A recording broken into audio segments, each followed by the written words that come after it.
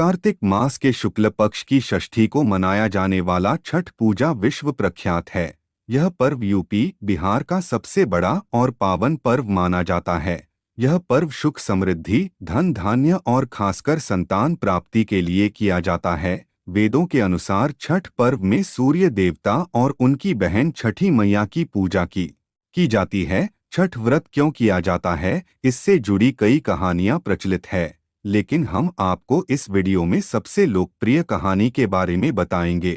छठ व्रत कथा के अनुसार प्रियव्रत नाम के एक राजा थे तथा उनकी पत्नी का नाम मालिनी था। दोनों के कोई संतान नहीं थे। इस बात से राजा और उनकी पत्नी बहुत दुखी रहते थे। उन्होंने संतान प्राप्ति की इच्छा से महर्षि कश्यप द्वारा पुत्रेष्ठी यज्ञ करवाया। इस यज्ञ के फलस्वरूप रानी गर्भवती हो गई तथा 9 महीने बाद पुत्र प्राप्ति का समय आया तो रानी को मरा हुआ पुत्र पैदा हुआ। इस बात का पता चलने पर राजा को बहुत दुख हुआ। संतान शोक में वे आत्महत्या का मन बना लिए थे, लेकिन जैसे ही राजा ने आत्महत्या करने की कोशिश की, उनके सामने एक सुंदर देवी प्रकट हुई और उस देवी ने इसका कारण पूछा तो राजा ने सारी बातें बता दी। तब उस देवी ने राजा से कहा कि मैं षष्ठी देवी हूँ, मैं लोगों को पुत्र का सौभाग्य प्रदान करती हूँ। इसके अलावा जो मेरी पूजा सच्चे मन से करता है तो मैं उसकी सारी मनोकामनाएं पूर्ण करती हूँ।